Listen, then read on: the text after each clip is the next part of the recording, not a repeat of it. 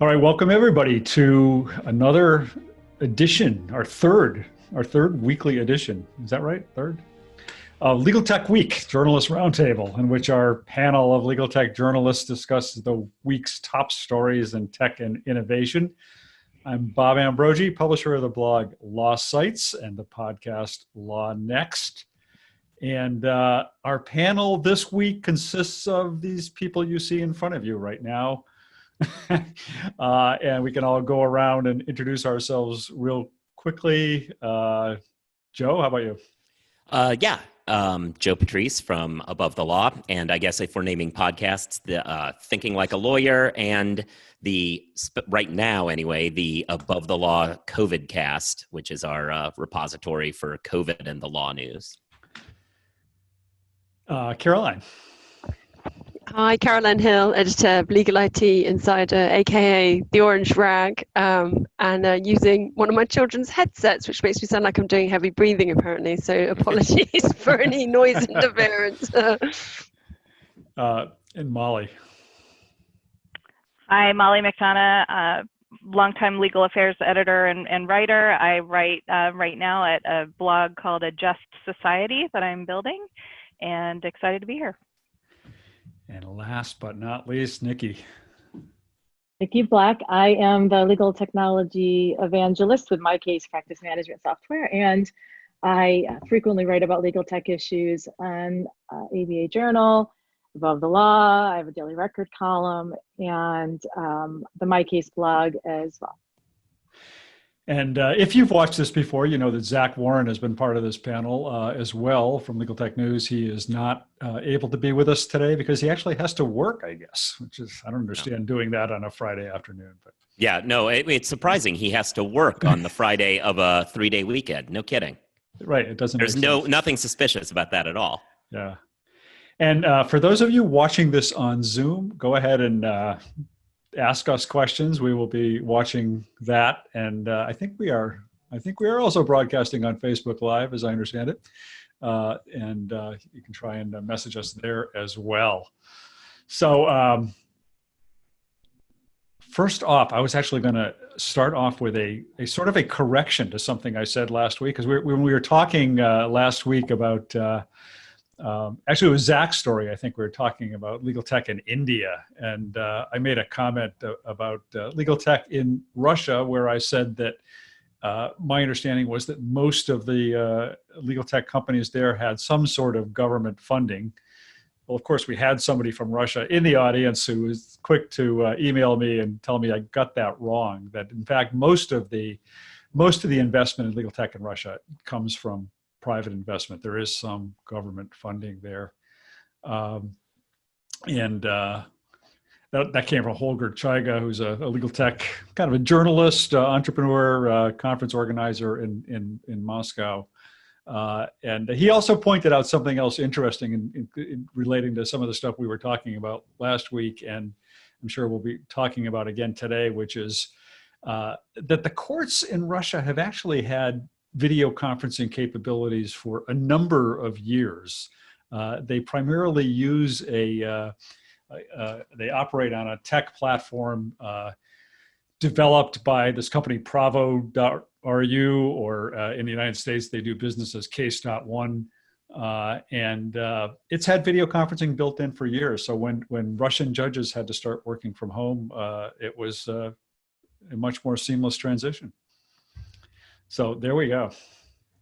Holger, I invited Holger to come on to the show at some point and share a little bit of his insights about Russia at some point, but he's not with us today because he is also enjoying a long weekend, I guess. I don't think they have Memorial Day. They don't have Memorial Day. No, but there is some other holiday in Europe, right? Okay. Caroline would know that. I don't know. I'm so confused by European holidays. You're muted, Caroline. Yeah, we've got a 3-day weekend too. It's quite unusual that we share long holidays. Yeah. Anyway, so who wants to go first? Nikki, how about you? I don't think you've gone first yet in our roundup here. Well, something that really interested me, it was a law.com article. I'm in Rochester, New York, so I'm a New York attorney, so I am always attuned to and interested in what's happening in New York. And there was legislation introduced this month in the state assembly that would repeal judiciary law section 470. What does that mean? It's basically this requirement that in order to be licensed in New York and practice in New York, you have to have an office in New York. And this has been hotly debated, in part because of, for years, because of New York City and the fact that there are people in Connecticut and New Jersey, the tri-state area, that practice law in New York, but have offices, right over the border, and they want to not have to pay for real estate in New York just to practice law in New York. So that's always been this hotly debated area, and increasingly so as the ability to practice law remotely became a thing, and virtual law practices were something that people could do. And sometimes people would move across the country because of a spouse's job, for example, but still want to practice law. They'd be licensed in New York, and New York doesn't have a ton of reciprocity with I'm not even sure if they do have reciprocity with other jurisdictions. So you have to take the bar to practice in those jurisdictions. And so people have always increasingly wanted to not have that office requirement. And the thrust of the article was this idea that now, with COVID and everyone being quarantined at home, for lack of a better word, and this, the pause or the shelter in place, everyone's working remotely. And, we've all commented on how that has essentially shifted legal tech forward a decade in a matter of months. And so a lot of what you're seeing is all these types of legislation along those lines. And this legislation wants to repeal Judiciary Law 470 so that this bricks and mortar requirement will no longer be a thing, because practicing law remotely is something that's happening all the time, especially now in the time of COVID. And it's going to be happening as we go forward. And so this is sort of an antiquated rule that should be repealed, and people should be allowed to practice virtually in New York. So I thought it was really interesting to see that, the COVID is already ushering in some changes, and this is one of them that I think is long overdue. I know, antiquated. It was enacted in 1909. That's relatively recent for legal for law practice, right? Yeah, I was trying to figure out whether I know other states have this rule. I was trying to figure out which other states do. I don't think Massachusetts does where I am, but it just makes absolutely no sense anymore. It's crazy that yeah. to think that any lawyer should have to physically have a presence anywhere to be able to practice law. And I think functionally it just doesn't probably happen at all. Nikki, is there any pushback still? I'm just curious. Well, I wouldn't be surprised if there was. I mean, my sense of this is just from that article, but in the past, when this has been brought up I chaired the tech committee at our local bar association. In the past, when this has come up, there are a few lawyers that tend to be very tech savvy that really oppose it, because from their mind, it's competition. There are people competing for their clients that don't live here, that aren't local, and that is difficult for them, and understandably so. They don't want that to happen. So there's got to be pushback. I mean, I can't imagine that just because suddenly coronavirus is here that everyone's going to be hunky-dory with that concept. But I think it's long overdue and its time has come. So we'll see. All right, who wants to go next? I'll just jump on that Okay. with that, just because I've been listening to all these National Center for State Courts briefings as much as I can, sometimes on background instead of my music now these days, because there's so many webinars, I can't keep up with them. So I just have webinars constantly streaming in the background. But one thing that kind of keeps catching my attention, and one that I think it was one of their webinars on court operations going back online, or how they're adjusting. But several judges mentioned how they're expecting that courts will need to have a much smaller footprint in the future. And I've heard a lot about law offices and the theory and speculation about hoteling, but I hadn't really considered what that would mean for our large courthouses. And I can't believe I hadn't even thought about it before. But the judges were saying there's no reason we need to have as much space that we have dedicated to court space. The courtrooms, video rooms will be much smaller. You won't need the galleries. So I thought that was really interesting. I wondered what you guys thought. I think that's really, that surprises me, because my understanding is that although we're all surprised by how people have quickly adapted and they're doing the best they can. My understanding is that there's still a huge backlog, and I think it seems to me to be a long time before, you know, we've seen that it can work remotely. Obviously, remote means in this case people working from home on their own tech, and you know, not using online courts. But I don't know. I mean, do you hear that? I think that then certainly with certain, you know, a lot of the smaller cases, there's a huge backlog. I'm not sure. It would surprise me if in the short term we see any sort of massive. I think maybe you could have an additional remote function as well as the hearings in the court. What is it? I mean, perhaps I'm talking nonsense, but I just get the feeling that there's so many underserved people out there at the moment. Well, I think the difference is kind of what's now and dealing with the backlog and then the future. But even now and with backlog, what they're saying is that, you know, they're pretty much identifying, you know, 80+% of cases are not contested. So when you don't have a contested case and you think about what fills a courtroom in a day, which is a docket calendar, and most of those are 3 minutes in front of a judge and can be handled over a video conference, then you don't need to fill the courtroom to deal with hundreds and hundreds of cases a day. So I think they're looking at ways to deal with that backlog for you know, those routine matters.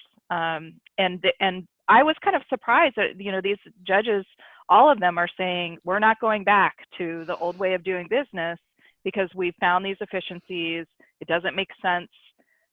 You know, now that we know these work really well, you know, definitely we need to improve in many places, but, you know, I was stunned because I was kind of expecting a lot of people to be ready to go back to, you know, the pre-COVID status quo. I was super interested that you brought that up because like I mentioned, I'm involved in our local bar, and they had a leadership, everyone that chairs the committees, like they have a meeting twice a year, and they had that meeting earlier this week. And there was a Supreme Court judge, which in New York is the trial level judge, not in most states it's the appellate. Why does New York do that? It confuses us all. I don't know. I don't know, because we like to confuse everyone and keep everyone so that only honest, people you know? who have offices here can practice. And I took the New York bar. I still don't get it.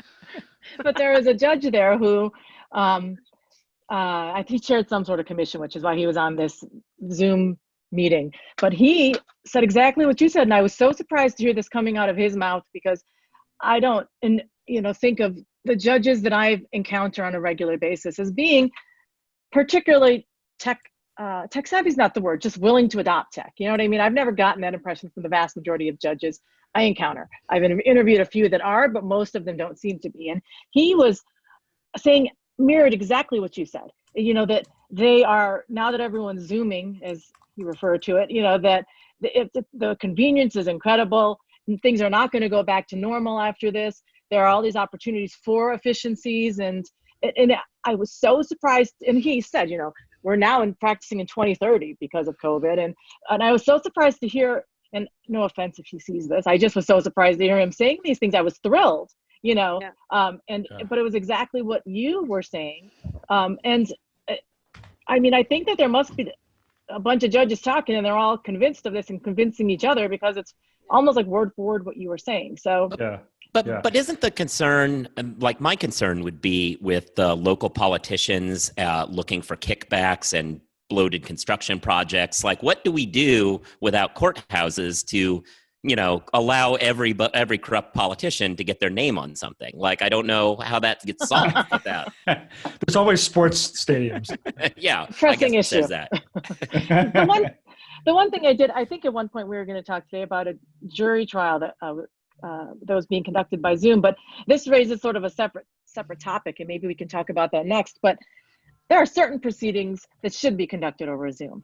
As a former litigator and former public defender, I don't think jury, voir dire, jury trials, or even hearings where you're cross-examining a cop, for example, on a probable cause hearing, I don't think that should be conducted over Zoom, because you need to be there in person, and you need to be able to interpret their body language and their expressions, and there's a lot that's lost over Zoom. And so there are certain things I definitely don't think should ever be done by Zoom unless it's completely, there's no other option. And I do also envision that after COVID, the courtrooms for a long time may be very different. You may have all the jurors sitting where the spectators sit, and you may end up getting a lot more court proceedings video live, streamed live, because you're not going to want all those people in there, but you have to provide public access. And even though they've always resisted that, I think that may become increasingly common.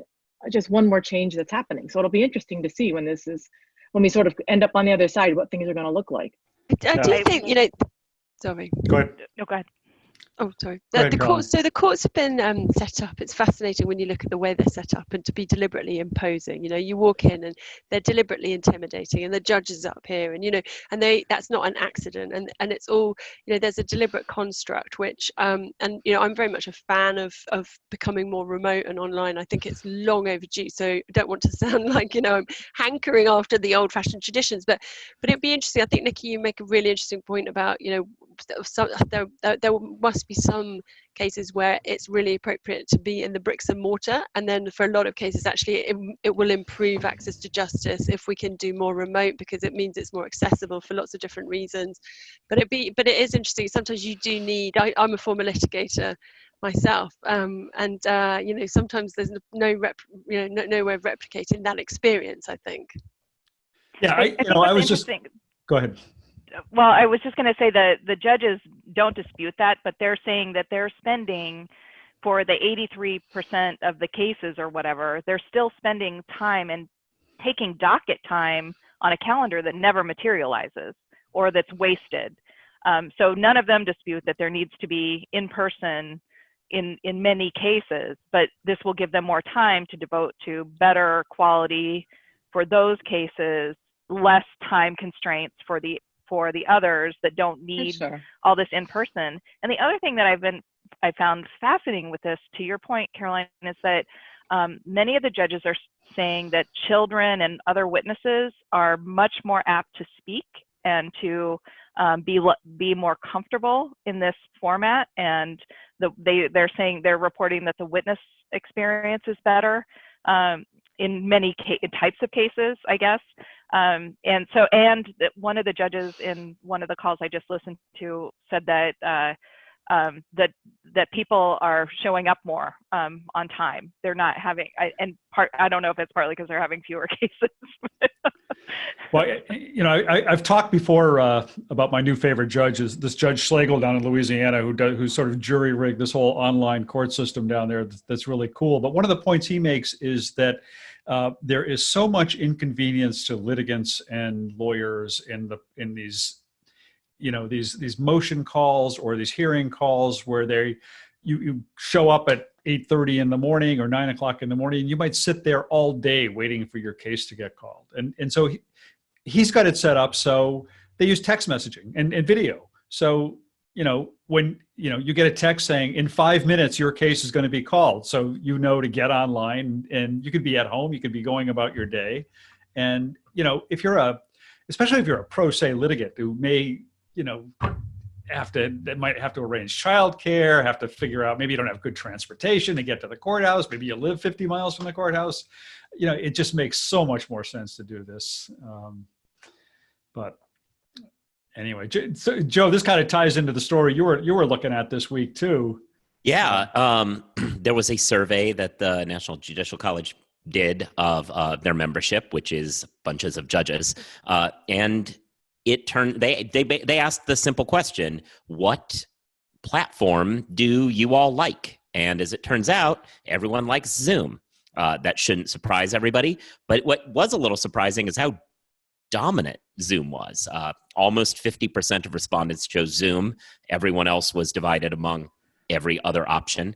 I just got sent, actually, moments ago, somebody sent me a picture, like a funny picture of one of those signs outside, like a restaurant or whatever, with the letters that somebody had put up that said, "Has anybody checked on Skype?"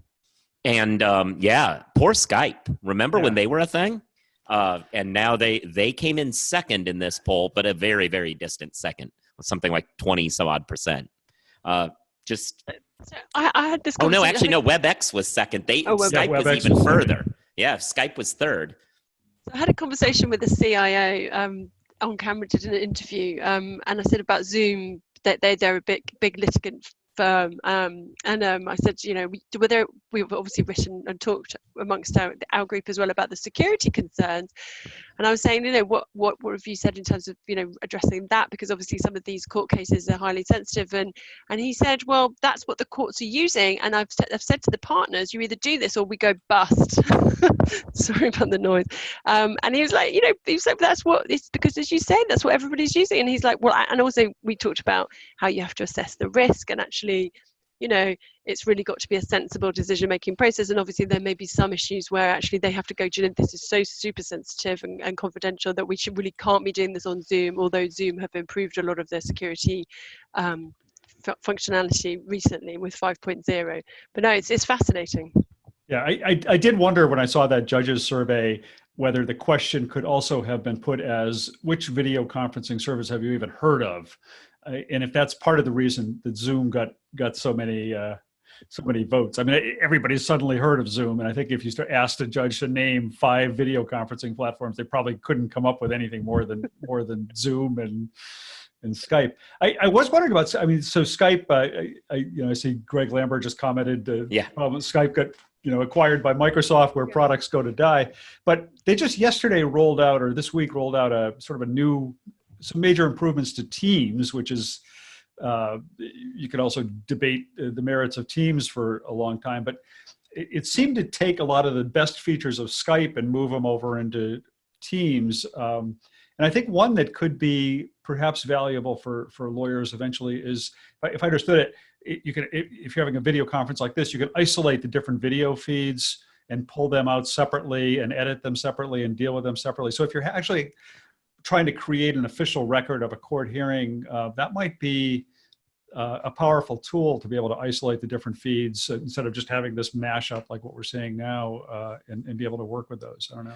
Well, to that comment about Microsoft being where good products go to die, which is obviously true, I did note in my reaction to the survey that if you add Skype and Teams together, it was a respectable third place. But they've split what a market that they had a dominant hold over into 2 different things. They're cannibalizing one for the other, and they've just, every bad decision you could make and this is beyond just this kind of world. For those of us who talk about tech, every bad decision any tech company can do is what's happened to Skype, basically. Got bought by Microsoft, got split in half, let Microsoft screw up the market hold they had to create their own branded product. And we see this in all sorts of areas, but it's just a microcosm of it. Yeah. I think with Zoom, it's a fascinating case study and of where user experience, it's so simple, and for even the biggest tech Luddite, which is in the same conversation with the CIO, he was talking about a partner that has previously been completely tech averse, and a complete Luddite, and is now zooming all over the place, like zooming everybody. You can't stop him. Because it's just so easy, right? So Teams has improved. You can now, because at one point it was quite limited. I'm still going to be honest with you. We use Teams. I've written about Teams. I feel like I'm still getting to grips with Teams, but they've improved it in terms of the number of people that you can include and the number of people that you can conference in. But actually Zoom, it's just immediate. You can sort of pretty much evolve within. I don't know whether is there a limit, but anyway, but not. It's not anything that would be bothering you. But on Zoom, you mean? I can't think whether there's a limit to the. Not like it's nothing. If you have the free account, there's a limit to how many people. No, but in terms of the number of 40 minutes. 100 people, and you're not going to want more than 100 There's people. There's a limit. It's the minimum paid account is like 100 people. 100, which is great. Like you never want. So it's just it's for sensible conference or call. That's just. That's this is a webinar account like we're on now, and that's like 500 people you can have on. Right. Yeah. I was thinking. But anyway, but certainly for a conference call, that's sort of it's just it's just simple, isn't it? It's a bit like you see with the Apple and Google, and they've just accomplished that level of simplicity, which means that it's just a go-to product. Yeah, Caroline, what's the news from the UK this week? Yes, so I was going to talk about there's the new so COVID is, as we've talked about already, is acting as an accelerant in terms of sort of people moving towards technology, and there's a new venture between. I'm just going to pull it up. I'm just going to complete. So Legaltech UK Sandbox. So it's an initiative between Tech Nation, the Legaltech Delivery Panel, and the Ministry of Justice to support digital transformation. And this is not something that's brand new. So this is something that they've created a Legaltech Sandbox, which emulates something that they've already done very successfully within the financial services sector. And also they have launched an SME dispute resolution platform and an online hub and training centre. So there's several interesting things about this. One is that it's very much a collaboration. So you've got some big, heavy participants. So you're seeing the UK government heavily looking at the legal tech sector and saying this is an area where we want to invest. And there's some really interesting quotes in terms of how much faith they have that investment will help spark a sort of recovery in a wider recovery, because obviously legal is very much at the centre. So Simon Davis, who's the president of the Law Society, said innovation in technology is a key driver of productivity growth in the legal sector, and the adoption of new technologies could boost the sector from 1.3% per year to 2.7% per year. Sorry, I'm murdering this.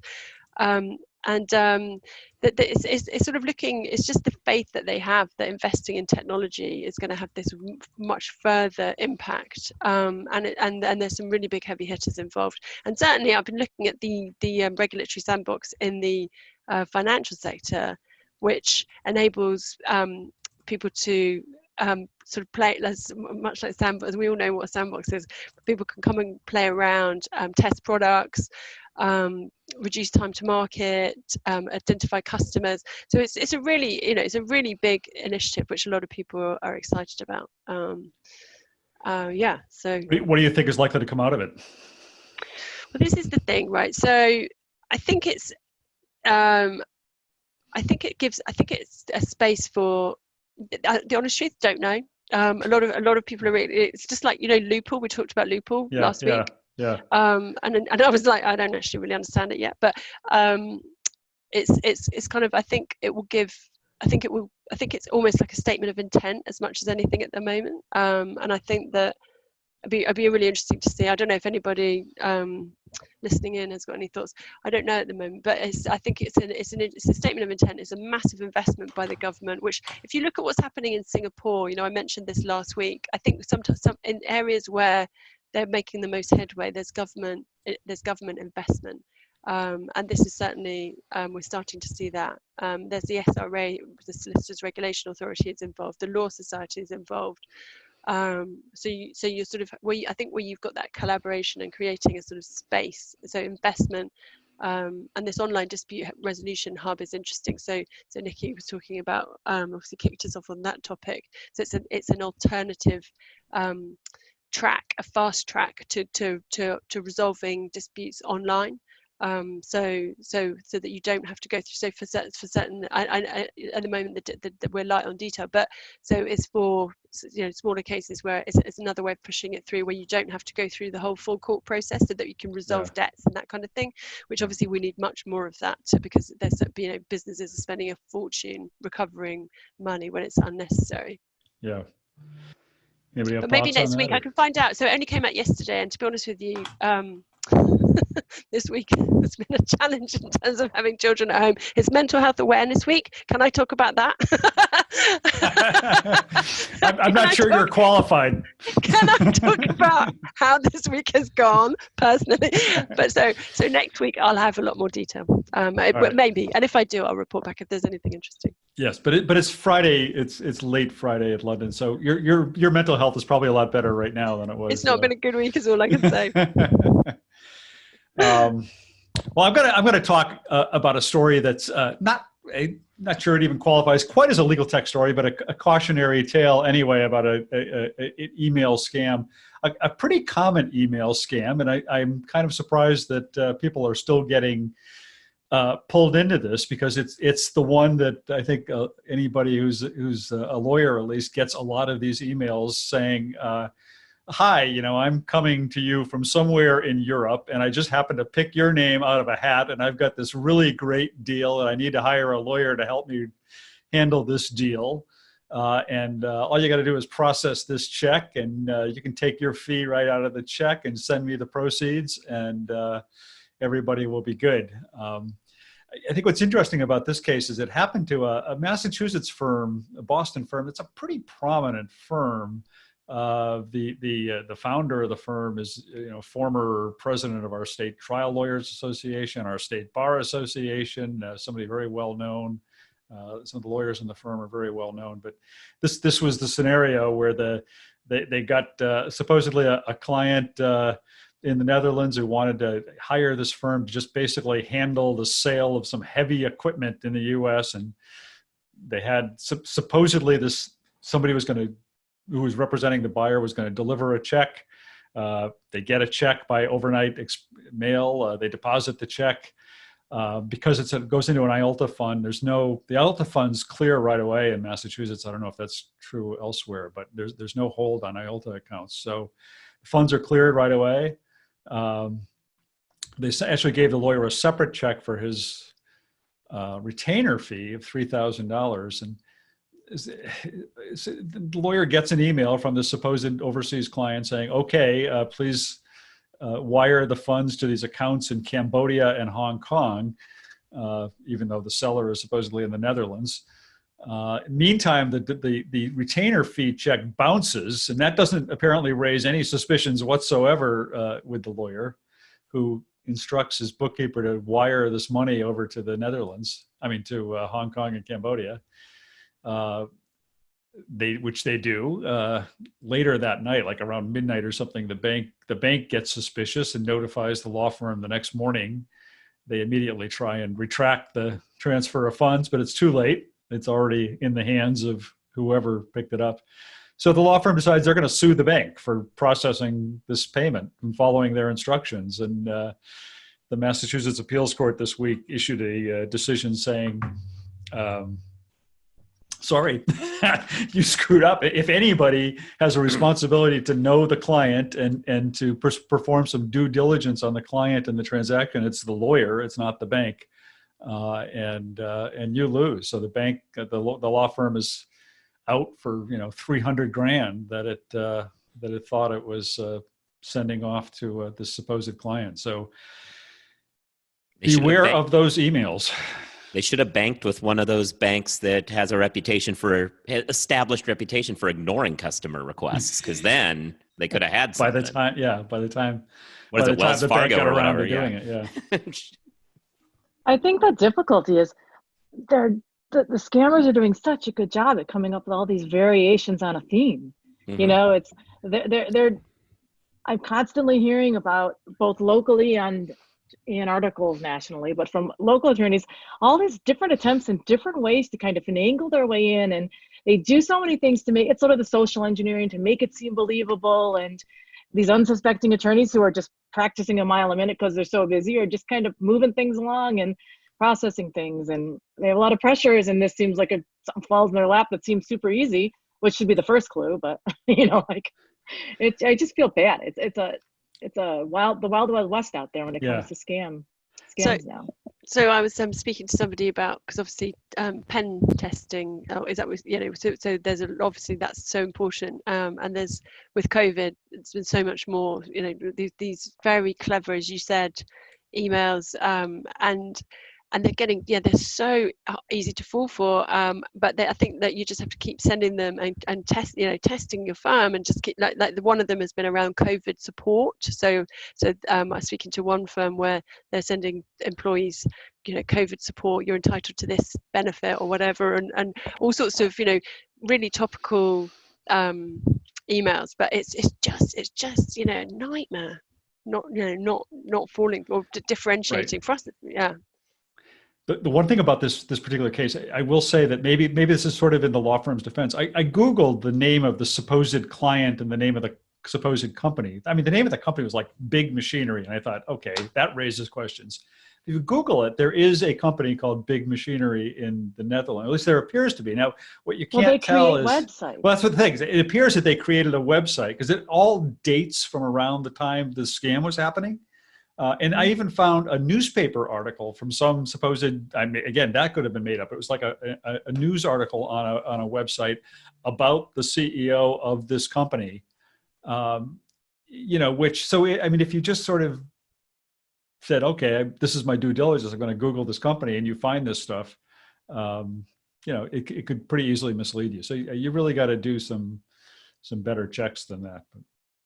I mean, we're only, what is it? We're only a month removed from me learning that there actually are Nigerian princes in the world. I did not know that until a month ago. But the NFL draft, one of the kids selected is in fact a Nigerian prince. And I was like, oh, wow, I tried to help you get money. Yeah, I think he owes me some money, that guy. We've apparently hit a nerve on our, our mention of Teams and Teams versus Zoom. And there's a lot of conversation in the chat here about that. Yeah, I mean, it's an interesting talk, yeah.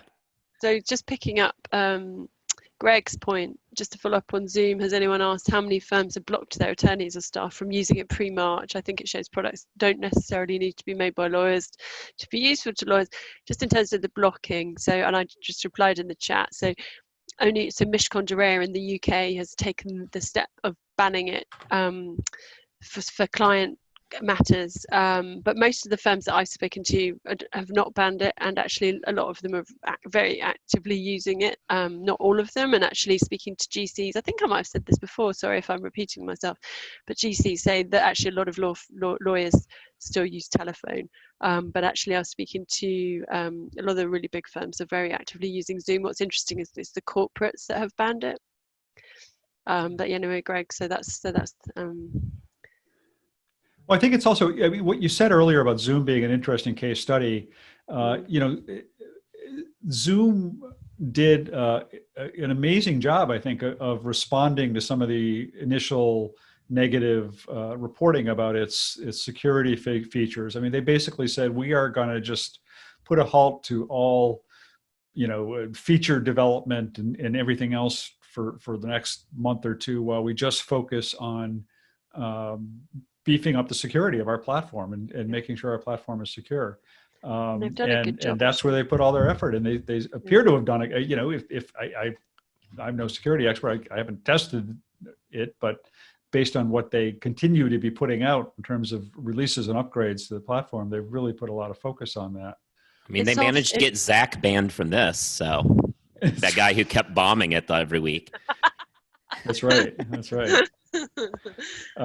Yeah. They've been waiting for their passwords, and they've improved encryption, and they've introduced passwords and waiting rooms and all of that stuff, which should resolve most of the issues that people were experiencing, unless it's super confidential stuff. The other thing that I kind of appreciated about how they responded is a lot of that stuff, those features were already there, but they weren't defaulted.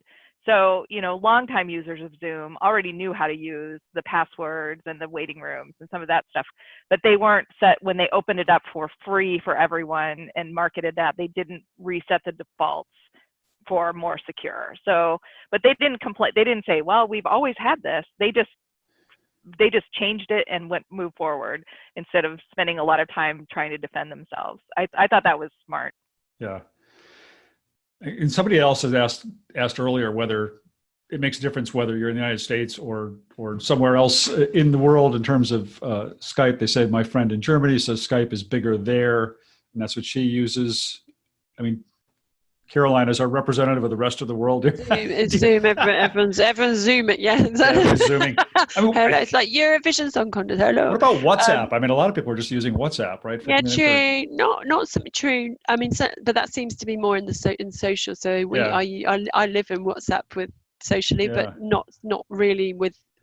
I've not had anyone suggest a WhatsApp call, but plenty of Zooms. Yes. There's obviously also there's a bit of Google Hangout and GoToMeetings. That the awkward thing is switching from one to the other, and then, then obviously trying to adjust your audio still. Yeah. Right. But Zoom, no, I mean Zoom is almost inevitably it's a Zoom corner. See, I found that really interesting, the idea that Skype is more popular there, because that tracks with something that at this point has been several years for me, probably like 10 years. But when I was in private practice and not doing the writing thing, I represented the United Nations a lot as an entity, and everybody there, every communication was some kind of a Skype thing. And at the time, even I was like, you know, you can also just pick up a phone, but they were super Skyped out. And every office, every foreign office you want to talk to, New York, whatever it was all about Skype. So when I saw that comment about Skype still popular in Germany, I was like, I could see that. I could see it being a holdover of this era where it seemed like internationally Skype was way more important than it was here. Yeah. Well, and just the barriers for making calls with Skype. I mean, that's, you know, why we started using it in journalism, is just because it was so much easier to cross borders with, you know, you didn't have to worry about country codes and, you know, all this stuff. You could just connect over Skype and do your interviews, and you can record, and you can do all these other things that you couldn't do with a regular phone call. Yeah. I haven't tested it recently, but I think the sound quality is still much better on Skype overall than Zoom. Zoom is not quite comparable, but. I think right now, sorry. No, you go. Well, you go ahead. I was going to go slightly off to in a different. Oh no, I was just going to quickly say that Teams. I think Teams makes a lot of sense. You know, for law firms when they're based in Microsoft, they can leverage their Microsoft stack. A lot of them, and, you know, moving full Office 365. There's a lot of really good functionality in Teams. There's concern, which we've been talking a lot about recently, about how they're making sure that that they're provisioning matters to make sure that stuff is not getting stuck in Teams that's not linked to matters, you know, and there's obviously a lot of work being done by vendors in that space to make sure that, you know, that from a security perspective and from a efficiency perspective. But anyway, yeah, that's what but so I think this, and firms are talking a lot to me about Teams. You know, there's an awful lot of focus in terms of long term, well, short term, they're looking at Teams in a big way. But anyway, yeah, sorry, Nikki, you carry on. I was just going to say that in New York, the Office of Court Administration has made Skype Business the platform of choice for court appearances and whatnot. And it has caused, there are some people, some local lawyers that I've interacted with, one of them is on the tech committee, who are incredibly upset about it because it's so complicated. And they're all trying to figure out, do they need a paid 365 account? You know, what kind of account do they need? They can never get into it. They can never figure it out. This is a lawyer on the tech committee, so he's actually fairly tech savvy. So he's super frustrated with the Skype for Business, and that's what OCA's chosen instead of Zoom. So it's some, you know, the Skype for Business it's just not quite as user-friendly as Zoom at this point, at least not according to him. Right. No, it's not. So I haven't taken a look at it. I've just used regular Skype, but the team level. Yeah. So anything else we want to talk about this week? Any other stories getting your attention? Not Joe. He doesn't want to talk about anything. Nope. Anybody else? Last call. I'm going to just take a second to note this other story I did, just because to me this is a milestone, which is that this week Walter Olson announced his retirement from blogging.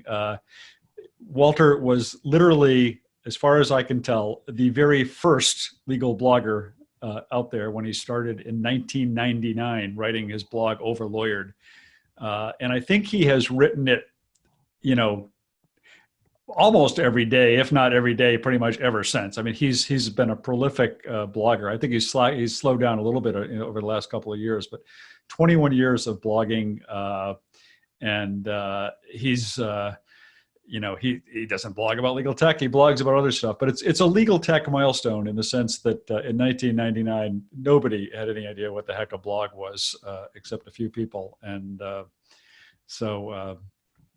That's a real turning point of some kind, I guess. For sure. I did want to answer, your son asked the question, anyone try Google's new meeting platform? I just did yesterday for a work-related video, video conferencing. We have this tool that we use to organize coffee chats with people from different offices, just half-hour chats, like it's a remote working way to kind of break the monotony and bring people together. And so there's this tool that just randomly organizes people together 4 at a time for a coffee chat from different offices. And Google Meet was the default for it. And so we used Google Meet, and it was definitely very interesting. It was pretty user-friendly. The only thing that it wasn't quite as user-friendly as Zoom though, and I had a little bit of difficulty. I wanted to get all the pictures on the screen so that we could take a screenshot, because everybody was posting them to this Slack channel about these coffee meetings, and none of us could figure out. And I mean, we had people on the QA engineering team there. There was someone, so you definitely had someone in new tech, even, more than I did, and no one could figure out how to get that, get it so that all 4 pictures were on the screen so that we could take a screenshot. There were 3, and then everybody saw their own picture little. So no matter who took it, it would have been like they'd be up in the corner little. So it was pretty user-friendly, except that seemed like a pretty basic thing you should be able to do, and we couldn't figure it out. So that's so my like review. My local schools with that, so my kids, all their platform is in Google, the private version for the school systems. So it's a closed system. But they eliminated, after the initial security issues, they decided that was too risky, and they went all to Google, and they're doing like all their classrooms, all their open hours, all of that were through Google. And the kids, they have different reactions, but it was a good test group for Google to have all these school systems using it. So I'll be interested to see if they improve it.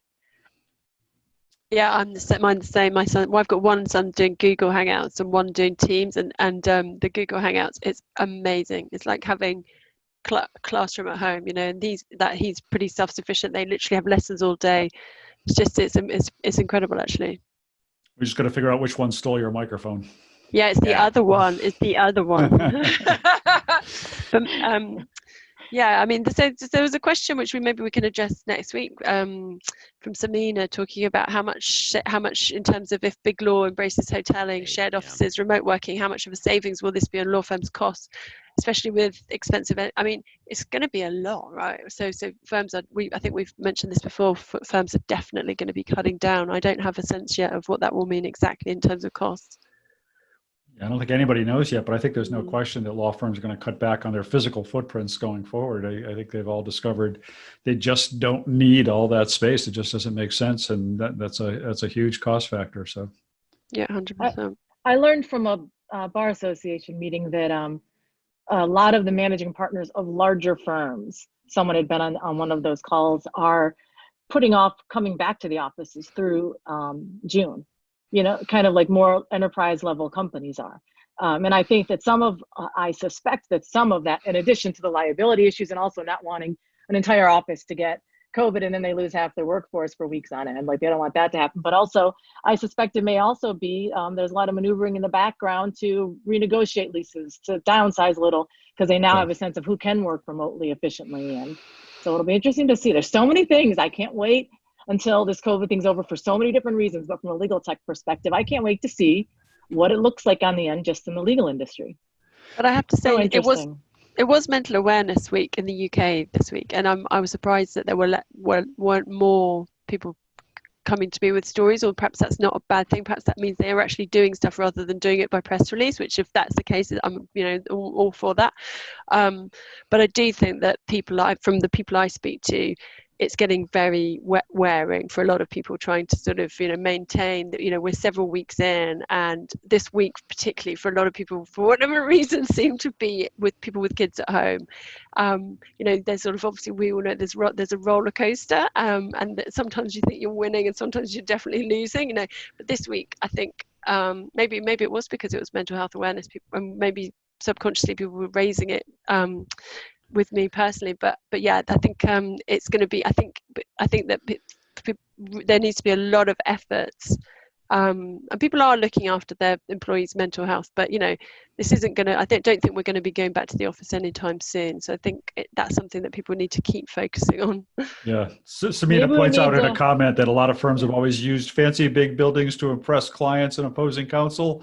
Will it be mostly conference rooms and shared offices? I think it'll be virtual backgrounds. They'll have really fancy virtual backgrounds to impress green their screen clients. investment. Green screen. I was going to say maybe we need to have like a legal tech therapy session one week. We can all like have mental health, wellness, and talk about our kids. And I can't talk about my kid. He produces the show. Yeah. I have to be nice to him. It'll be like our little echo chamber. There'll be no one listening in, but we'll have a great time. Yeah. We'll talk about Zach when he's not here. Yeah. All right. Well, I think that's a wrap for this week. Just a reminder to anybody listening right now that we are also going to put this out as in a podcast version, and we're also going to put the video up on YouTube. It's already, I guess, up on Facebook, and we're going to get it up a little faster this week, we hope, than we did last week. It took us a few days, but appreciate everybody listening. Appreciate all of you guys taking time out at the end of the week to do this. Hope you all have a great long weekend. Yeah. Likewise. Thanks. Pleasure. Thanks, Bob. Yeah. Thanks, everyone. thanks for having Quick us. thanks to Ben Ambrogi and Populous Radio for producing the show and getting it all together. Thanks, Ben. Thanks, Good Ben. weekend. See you. Have a good weekend, Bye. all. Yeah. Bye.